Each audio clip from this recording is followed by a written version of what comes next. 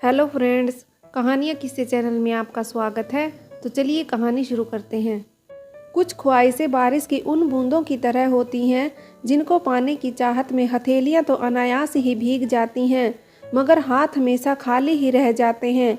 और खाली भी क्यों ना हो, जो हम कभी कभी कुछ इतना ज़्यादा पा लेने की उम्मीद लगा बैठते हैं जो शायद ऊपर वाले को पसंद नहीं होता है। अगर किसी तरह हो जाए तो फिर नसीब साथ नहीं देती। कुछ इसी तरह की ख्वाहिशें को जेहन में पाल बैठी नीलम भी आज अपने नसीब को बहुत ही ज़्यादा कोस रही थी कि काश उस दिन अपने माँ बाप की बात को मान लिया होता और राहुल से इतनी ज़्यादा उम्मीद ना की होती। आंखों से टपकते हुए आंसू कोमल गालों से डरक कर उसके आंचल को बरबस ही गीला कर रहे थे, जो रुकने का नाम ही नहीं ले रहे थे। शायद रात का समय, रेलगाड़ी का एसी कंपार्टमेंट, लोअर सीट पर बैठी नीलम शीशे की खिड़की पर अपनी बाहों का टेक लिए बाहर के नज़ारों को अपनी पानी भरी आंखों से निहार रही थी। अमावस्या के 2-4 दिन के बाद की काली शाह रात रही होगी। चंद्रमा भी शायद उस दिन की अपनी यात्रा को पूरा कर आंखें मूंदने की तैयारी कर चुका था। ऐसे में रात और काली लग रही थी। चारों तरफ अंधेरा ही अंधेरा नजर आ रहा था।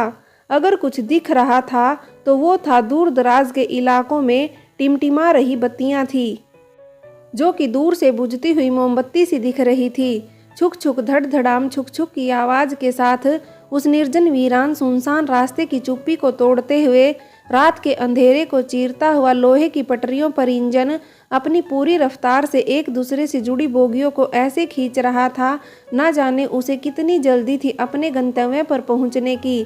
और इधर एक शख्स ऐसा था जिसके मन में सिर्फ एक ही विचार कौंध रहा था कि क्या जल्दी है उस इंजन को जो इतना तेज भागा जा रहा है।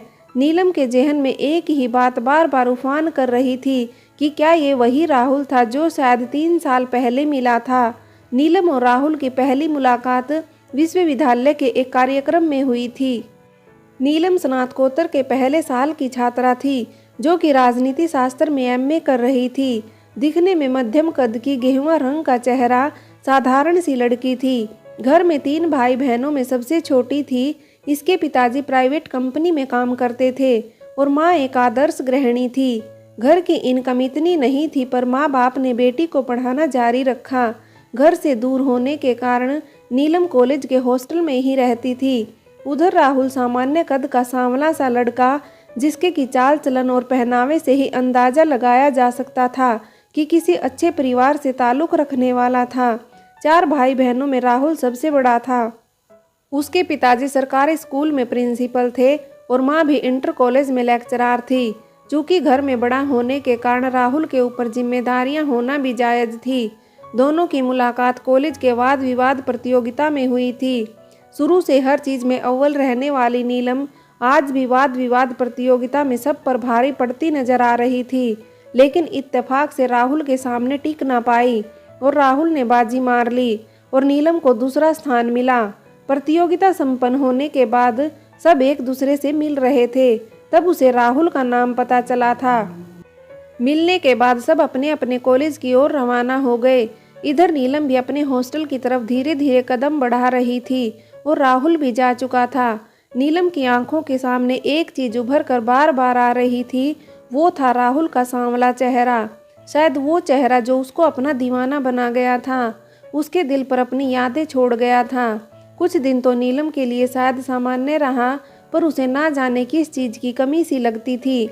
एक दिन देर रात को फेसबुक पर यूं ही उंगलियां फिराते फिराते उसकी नज़र राहुल के प्रोफाइल पर टिक सी गई। ये वही राहुल था जिससे उसकी मुलाकात पिछले कुछ दिनों पहले कॉलेज में हुई थी। सारी यादें फिर से तरोताज़ा हो गई थी। उसी रात नीलम ने राहुल को फ्रेंड रिक्वेस्ट भेज दिया था और इंतजार करने लगी। उसकी रिक्वेस्ट को राहुल ने स्वीकार कर लिया था। नीलम ने उसी समय हेलो का मैसेज भेजा और अगले पल में एक और मैसेज भेजा, I am Neelam from college. Rahul ने भी मैसेज सीन किया और हेलो के साथ रिप्लाई किया। थोड़ी देर की बातचीत के बाद गुड नाइट के आखिरी मैसेज के साथ दोनों शायद सो गए। अब उसके बाद नीलम रोज़ राहुल को एक मैसेज छोड़ दिया करती, फिर उसके उत्तर और ऑनलाइन आने का इंतजार करती। कई महीनों की बातचीत के बाद दोनों ने एक दूसरे का कॉन्टैक्ट नंबर एक्सचेंज किया और फिर अब तो देर रात तक खूब सारी बातें करते फ़ोन कॉल पर। नीलम के काफ़ी कहने पर राहुल ने भी उसी के कॉलेज में दाखिला ले लिया था। दोनों अपनी अपनी क्लास समाप्ति के बाद कॉलेज के ही पार्क में मिलते और बचे समय में ढेर सारी बातें करते। नीलम और राहुल एक दूसरे के और करीब आने लगे थे।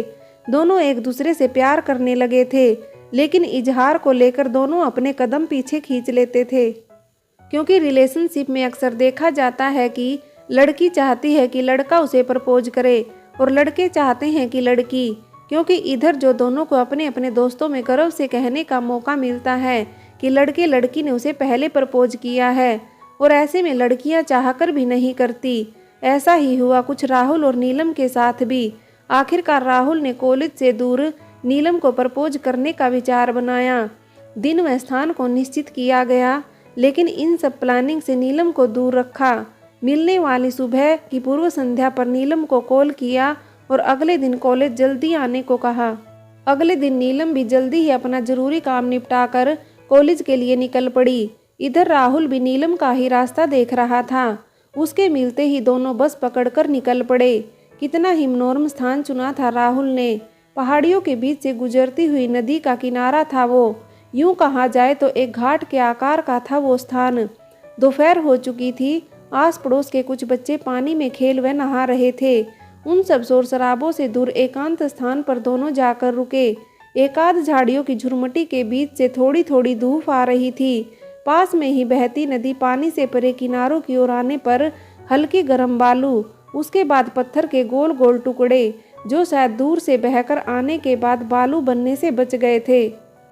धूप भी ज़्यादा तीखी नहीं थी, अतः दोनों बैठ गए नदी के किनारे पत्थरों पर और तरह तरह की बातों में लीन हो गए। बात करते करते प्लान के मुताबिक राहुल ने नीलम को आखिरकार प्रपोज कर ही दिया, जिसका कि नीलम को न जाने कितने ही दिनों से इंतजार था।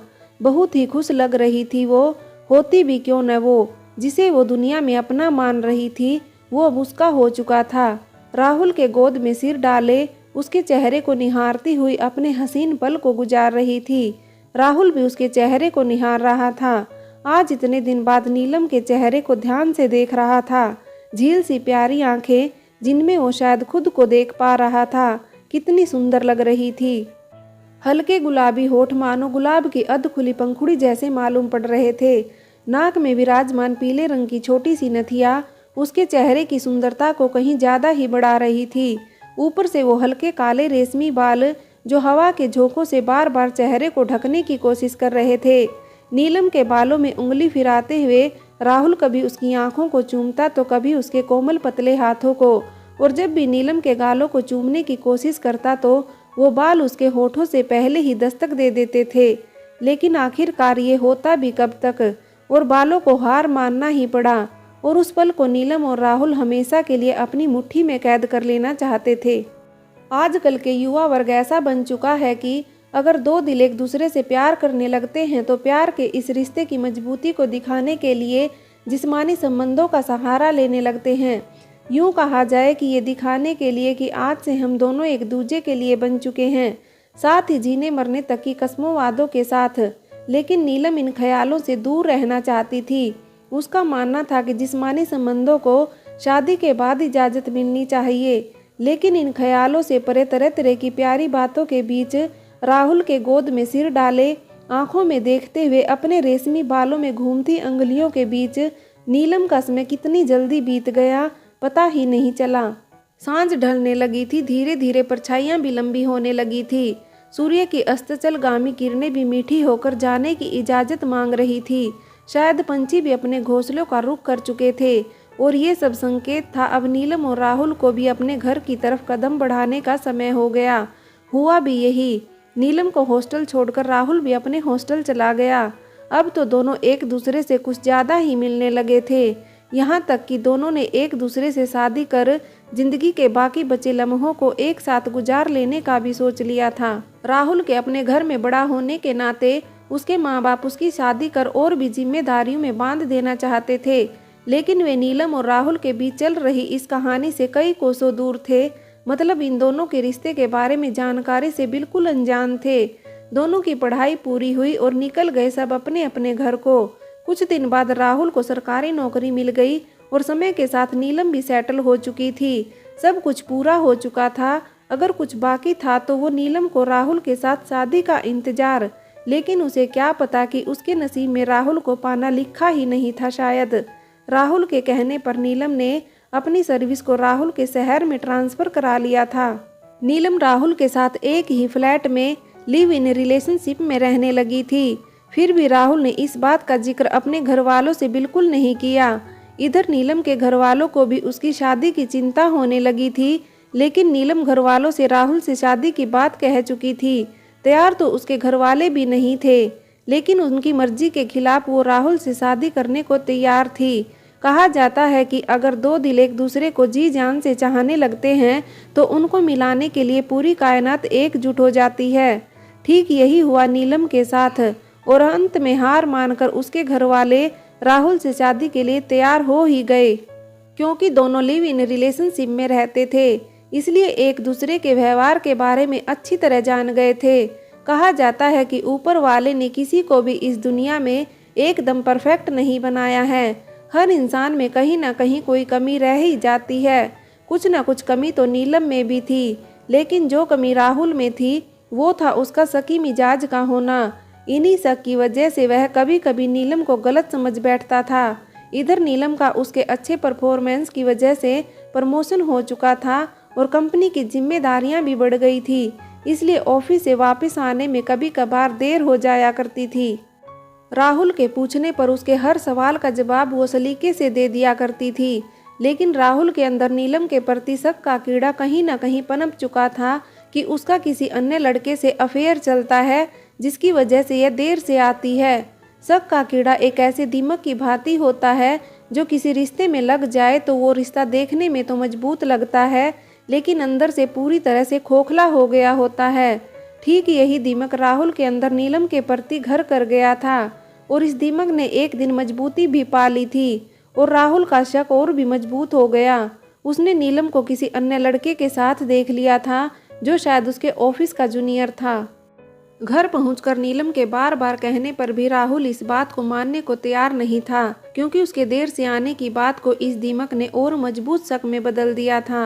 राहुल ने पहले ही अपने घर वालों को नीलम के बारे में नहीं बताया था। ऊपर से इस शक की वजह से अब वह उससे दूरियां बनाने की कोशिश करने लगा था। उसे अब नीलम से नफरत सी होने लगी थी। अब तो वह शादी भी नहीं करना चाहता था नीलम से। किसी ने सच ही कहा है शायद कि जिंदगी में किसी भी इंसान को खुद का आदी कभी मत होने देना, क्योंकि यह इंसान बड़ा ही खुदगर्ज होता है। अगर यह आपसे प्यार करता है तो आपकी सारी कमियों को भूल जाता है, अगर वही नफरत करता है तो अच्छाइयों को किनारे लगा देता है। शायद राहुल भी नीलम की अच्छाइयों को अब किनारे लगाने लग गया था। वह नीलम से मन ही मन नफरत करने लगा था और उसे अपनी नज़रों से दूर कर देना चाहता था। लेकिन नीलम अब भी उसे उतना ही प्यार करती थी और उसकी कमियों को इग्नोर कर दिया करती थी। एक दिन मौका मिल गया राहुल को और उसकी यह इच्छा भी पूरी हो गई। हुआ कुछ यूं कि अगली सुबह दोनों के बीच एक हल्की नोकझोंक साथ लेकर आई। हालांकि थोड़ी बहुत नोकझोंक तो दोनों के बीच होती ही रहती थी, लेकिन उस सुबह कुछ ज़्यादा ही हो गया और एक ही फ्लैट में रहते हुए दोनों के बीच दूरियां होने लगी। हालांकि नीलम इस दूरी को मिटाना चाहती थी, लेकिन अकेले यह संभव नहीं था, क्योंकि अकेली हथेली से तो ताली भी नहीं बजती। फिर रिश्ते कैसे मिल सकते थे? अकेले दम पर 2-4 दिन तक ऐसे ही चला सब, लेकिन कब तक चलता? ऑफिस में भी उसका मन नहीं लगता था और राहुल का साथ छोड़े कि न छोड़े इसी उधेड़ बुन में खोई खोई सी रहने लगी थी। आखिरकार हार मानकर नीलम ने वापस घर आने का विचार बना लिया। कंपनी में कुछ दिन की छुट्टी का एप्लीकेशन डालकर छुट्टी ले ली। घर आकर रेलवे का टिकट बुक कराया, जो कि वेटिंग का मिला था, लेकिन बाद में पता चला अगले दिन शाम का कंफर्म हुआ है। अगली शाम वो राहुल के फ्लैट को छोड़कर हमेशा के लिए उसकी ज़िंदगी से जा रही थी। अभी फ्लैट से पैदल कुछ ही दूर आई थी। आवाज़ के साथ स्कॉर्पियो गाड़ी उसके पास आकर रुकी और उसके कान के पर्दों पर एक जानी पहचानी आवाज़ सुनाई दी, रुको। पीछे मुड़कर देखा तो राहुल था। राहुल ने बिना कुछ बोले ही नीलम के थोड़े सामानों को गाड़ी के पिछले हिस्से में डाला और चल पड़ा स्टेशन की ओर नीलम के साथ। लेकिन पूरे रास्ते तक दोनों में से किसी ने भी जुबान नहीं खोली। स्टेशन पहुंचकर नीलम को उसकी सीट पर बैठाकर बोगी से बाहर निकलकर गाड़ी के इंजन को हरी बत्ती का सिग्नल होने का इंतजार करने लगा। अगले ही पल सिग्नल मिलने के बाद नीलम की बोगी प्लेटफॉर्म पर खड़े राहुल को पीछे छोड़ने लग गई थी। काफ़ी गुस्सा होने के बाद भी नीलम अपने इस प्यार की भावना को रोक नहीं पाई और खिड़की के अंदर से ही अपने हाथ की उन्हीं कोमल पतली कलाइयों को धीरे से हिलाकर अलविदा किया, जिसे राहुल ने अपने प्यार का इजहार कर कुछ साल पहले चूमा था। अपने प्रति नीलम का प्यार देखकर राहुल की आंखें भी भर आई थी कि जिस नीलम को वह अपने से दूर करना चाहता है, वह आज भी उसे उतना ही प्यार करती है जितना पहले करती थी। अब राहुल को अपने किए पर पछतावा हो रहा था। एक पल के लिए पीछे की सारी बातों को भुलाकर वो नीलम के साथ एक नई जिंदगी की नए सिरे से शुरुआत करना चाहता था। नीलम को दोबारा वापस लाने के लिए उसके होठ खुलने की कोशिश कर रहे थे, लेकिन शायद कुछ पल की देर हो चुकी थी और नीलम उसके सामने से निकली जा रही थी और राहुल के होठ ऐसे खुले के खुले रह गए मानो वो कह रहे हों कि माफ़ कर दो नीलम।